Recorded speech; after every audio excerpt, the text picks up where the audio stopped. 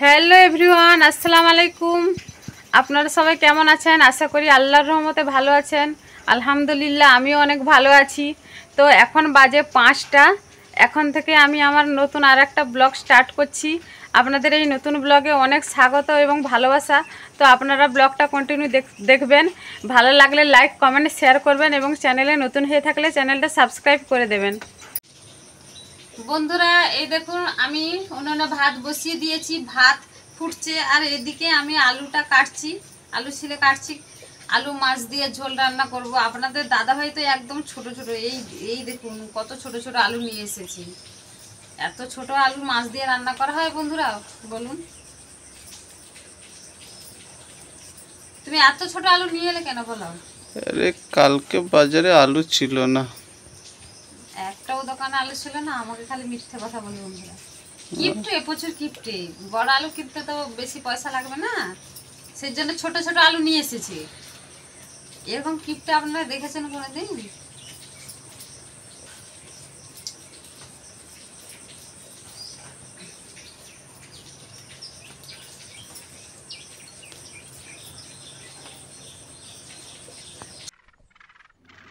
সব কিছুর আঘাত শুকিয়ে যায়, কিন্তু কথার আঘাত শুকায় না।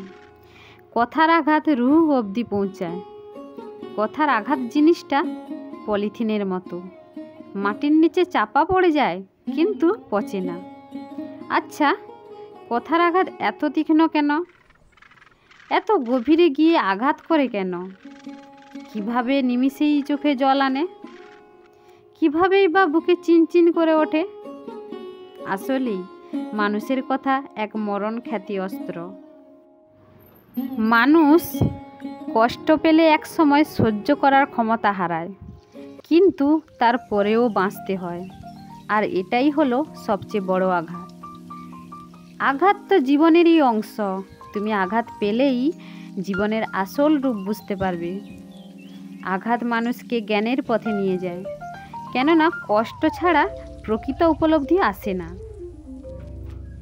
যদি আপনি জীবনে বারবার আঘাত পেতে থাকেন, তবে নিজেকে দোষী ভাববেন না। শুধু মনে রাখবেন যে গাছের ফল সবচেয়ে বেশি মিষ্টি, সেই গাছে মানুষ পাথর ছুঁড়ে বেশি। কালকে বাজার বন্ধ ছিল। তোমার কাছে সবসময় বাজার বন্ধ থাকে না? হ্যাঁ গো বন্ধুরা, আপনাদের দাদাভাই সেই লেভেলের কিপ্টি, সবজি বাজার করবে না।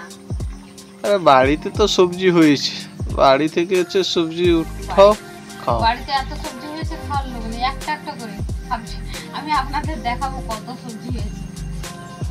হ্যাঁ, কুন্দুলিটা যা ভালো হয়েছে, আর না হলে সব রকম সবজি এই দুটো তিনটে এইরকম। বাড়িতে অল্প জন খেতে তো, সেই জন্য আর এত সবজি হয়ে কি হবে বলো? গাছও জানে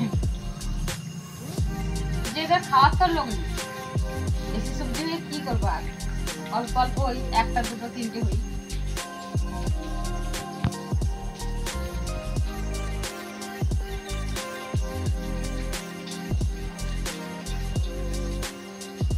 বন্ধ কথা।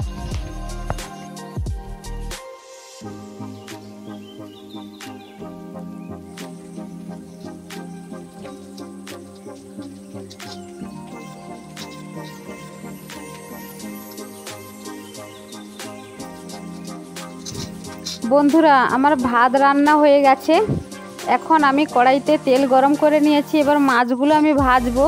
আপনাদের দাদাভাইয়ের কাজের টাইম হয়ে যাচ্ছে, আমাকে বারবার বলছে জলদি করো জলদি করো, আমার তো কাজের টাইম হয়ে যাচ্ছে। তো বন্ধুরা, সকালে উঠে এত ব্যস্ততার মধ্যে রান্না বান্না করতে হয়, কি বলবো। একটুকুও বসার টাইম থাকে না, তাড়াহুড়ো করে সব কাজ কাম করতে হয়, না হলে কাজে যেতে দেরি হয়ে যাবে, খেতে দেরি হয়ে যাবে। সেই জন্য প্রচুর তাড়াহুড়ো করতে হয় সকালবেলা।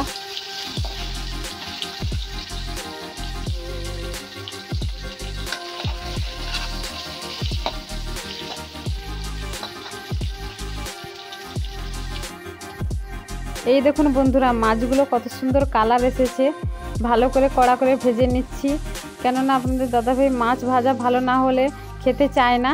আর এখন মশলাগুলো কষাচ্ছি, তারপর আলু দিয়ে ভালো করে কষিয়ে জল ঢেলে দেবো। মাছ আলুর ঝোল রান্না করছি। কই গো মুন্ডা, রান্না আরো কত বাকি? ভাতটা তো হয়ে গেছে, এই যে মাছ তরকারিটা করছি, এই যে আলুটা কষিয়ে জল ঢেলে দেবো, হয়ে যাবে, বেশি বাকি নেই। আর কত সময় লাগবে তরকারি? কেন খেয়ে দিয়ে তো আবার কাজে বেরোতে হবে। তোমার কাজে যাওয়ার আগে আমার রান্না সব কমপ্লিট হয়ে যাবে, তোমাকে চিন্তা করতে হবে না। আজকে তো মেঘের ওয়েদার প্রচুর খারাপ, কাজ তোমার হবে কি? বন্ধুরা এই দেখুন আমার তরকারিটা ফুটছে, তো ফুটতে থাক, আমি চলে যাব অন্য কাজে, এখানে তরকারিটা হতে থাকবে। তো বন্ধুরা আমি চলে এসেছি এখানে বেগুন গাছে বিষ স্প্রে করতে। তো গাছগুলো পুরো নষ্ট হয়ে যাচ্ছে, পোকায় ভর্তি হয়ে গেছে, বেগুন গাছের পোকাগুলো গাছের পাতাগুলো পুরো খেয়ে ফেলছে, সেই জন্য আমি গাছগুলোতে বিষ স্প্রে করে ফেলছি। আর ওদিকে তো তরকারিটা ফুটছে, আপনাদের দাদাভাই বারবার আমাকে বলছে মনিরা জলদি করো, আমার কাজে যাওয়ার টাইম হয়ে যাচ্ছে। বন্ধুরা সকালে এত ব্যস্ততার মধ্যে কাজ কাম করতে হয়, একটুও নিঃশ্বাস ফেলার টাইম থাকে না। তো গাছগুলোতে আমি ভালোভাবে স্প্রে করে ফেলছি। আর বন্ধুরা আপনারা কিন্তু ভিডিও দেখছেন, চ্যানেল সাবস্ক্রাইব করছেন না, দয়া করে আপনারা চ্যানেলটা সাবস্ক্রাইব করবেন। একটা সাবস্ক্রাইব করতে কিন্তু আপনাদের কোনো পয়সা লাগে না, আপনারা সাবস্ক্রাইব করবেন এবং লাইক করবেন, কমেন্ট করবেন। একটা লাইক আমাকে অনেক মোটিভেট করে অন্য একটা ভিডিও তৈরি করার জন্য। আর আপনাদের কমেন্ট পড়তে কিন্তু আমার অনেক ভালো লাগে, আপনারা দয়া করে ভালো ভালো কমেন্ট করবেন। তো আজকের ভিডিওটা এই পর্যন্ত, কালকে দেখা হবে অন্য ভিডিওতে। আল্লাহ হাফেজ।